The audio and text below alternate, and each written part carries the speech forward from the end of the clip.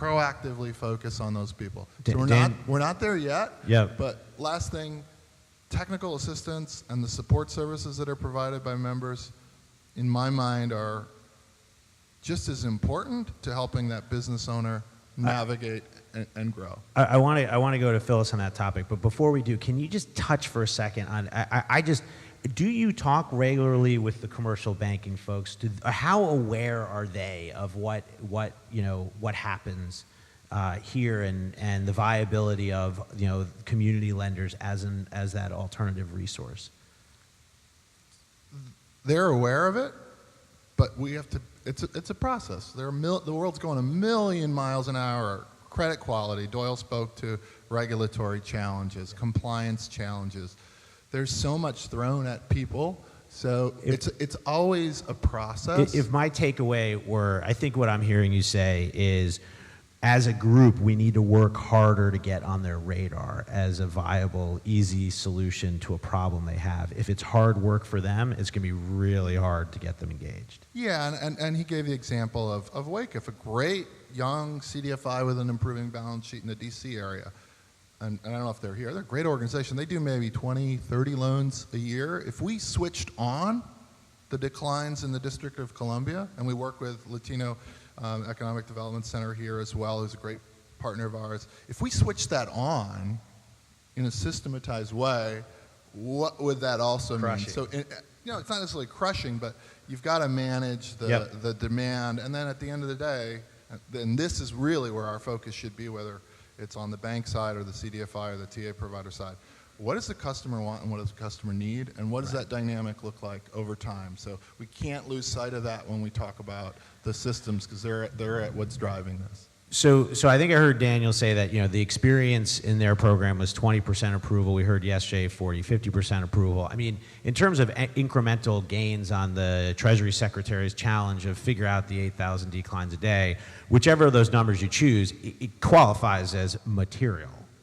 But even the best case scenario, 50%, is a 50% failure rate, right? So 50% of the time, even if it's our best case scenario, we're actually double declining the customer, which is, I think for most of the banks I've spoken to, a real non-starter in terms of anything systemic. So I almost want to throw out that the premise of Second Look, the idea of going from a loan to another loan, really is actually starting from a kind of non-starter, which brings up the topic of technical assistance. What role, Phyllis, can technical assistance play in this process? Is it maybe the missing link in the whole decline picture? Well, of course, I'm a technical assistance provider, so I'll say that we play an important role. But I think I love all the high tech stuff, and I think that's really amazing what all these amazingly intelligent young people are doing. I think. But you look. The analogy I draw is the telephone tree. When you call in for something and you get on the telephone tree, if what you're trying to do is one of the things it is programmed to do as one of the 80% of the calls, it's amazing. You say, I can't believe I did that in 15 seconds. If you're one of the 20% that wants something special, usually by the end of that, you have either decided you are never going to deal with this vendor again, or you didn't really need that product and service to begin with. And so I think it's really incumbent upon us to figure out ways to connect the high-touch stuff that needs to happen with the amazing high-tech stuff. We work with communities. I'm going to tell you, you're talking about the decline rate. We've got folks who are very debt averse, who ought to be borrowing money to grow their businesses, don't even want to. So we haven't even talked about that group. But it seems to me that, that technical assistance providers do have trusted relationships with the folks that we serve. It is a face. But if we're going to systematize this, we need to use technology to help the technical assistance providers. If you're in that telephone tree and you do get to somebody and they do happen to know about what you're talking about, I guarantee you they're on a computer doing what you need them to do. And are there- And we need to figure that out. So that's on that theme of hyper-centralized resource. Yes. That's delivered hyper-locally. Yes. Right? That hyper-centralized resource can be very high-tech and should be. Yes. That hyper-local resource should be very personal. And very connected to that high-tech centralized resource, so that it doesn't become a resource sap. You know, that we can use technologies to make what we do more efficient.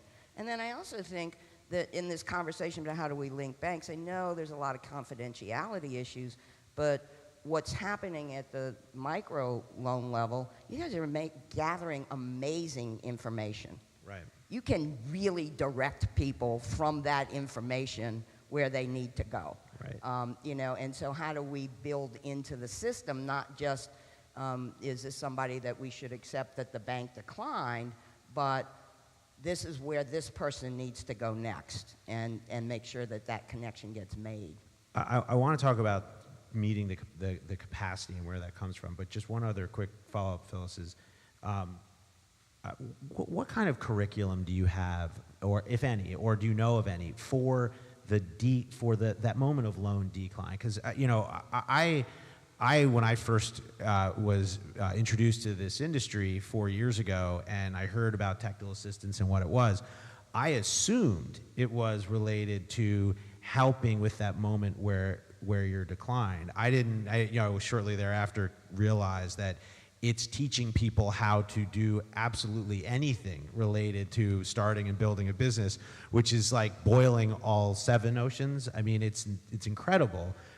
Here's a much more narrow case for TA. Is there a curriculum for it that exists? Our curriculum is really trying to get people loan ready so they don't get declined.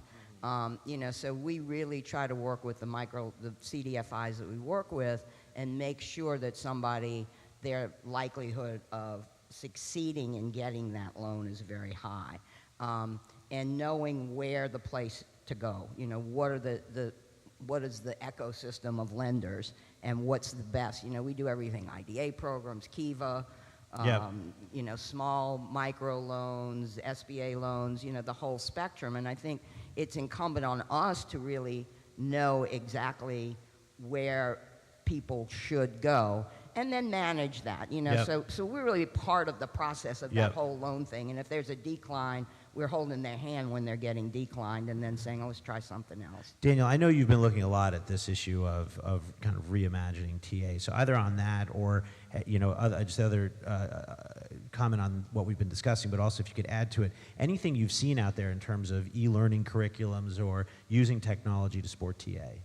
Yeah, I think that's a really good point, because if you look at the journey of that applicant seeking funding, they're getting a decline, and we think about our referral or our second look program. It's not only about lending anymore. It's about, we ultimately want our bankers to add value to their customer or their prospect. So if they can do that through capital or information or services that will move she or he further along, so we broadened our horizon, because until we can make better referrals that are more credit, Right. close to credit. But we have invested in AEO to really look at the concept of reimagining TA. And I've worked in this field a long time. I can get away with saying some of this. It's just, so if you send that person who's just got some bumps to somebody, a great organization, they may not need a 2-week class.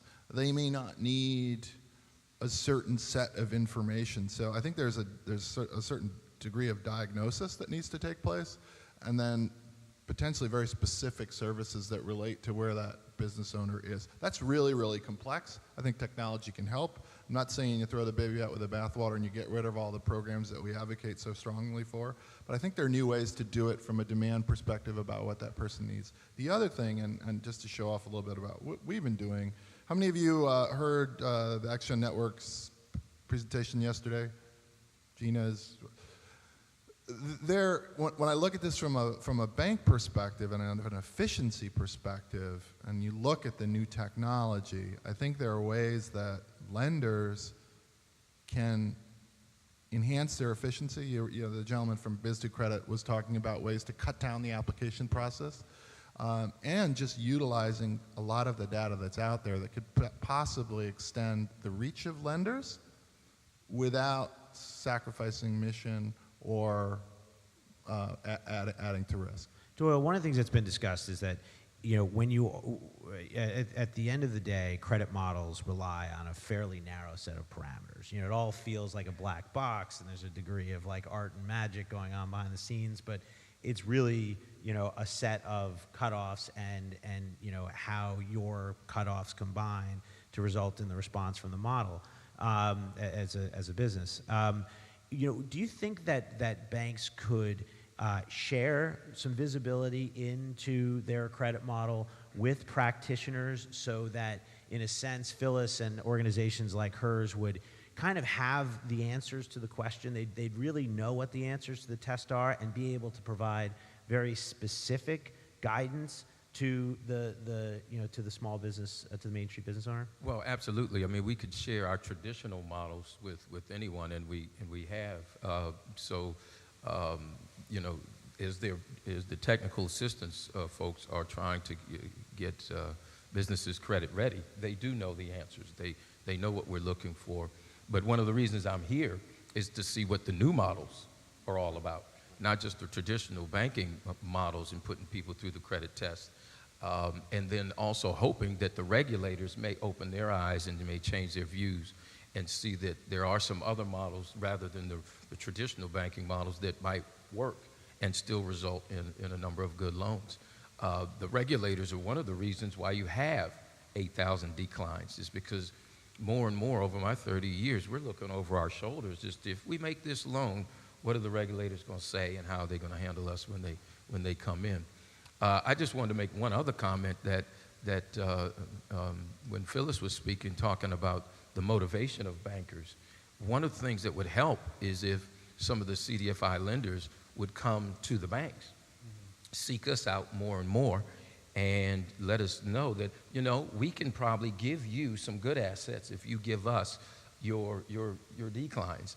And because loan officers are financially motivated in many cases, and they have goals to meet, if they see that there is a source of deal flow from other lenders that are graduating their borrowers from certain programs, then our eyes can light up and say, you know what, maybe I'll spend more time giving you my declines because I know there's a source of deal flow that can help us probably meet our goals. Marcia? Yeah, I wanted to address kind of the TA and the lending issue together, because we're someone who started out as a pure lending program, morphed into a training-led program, and then came back with trying to build a traditional CDFI kind of model. I think one of the things you have to look at is, who you're serving.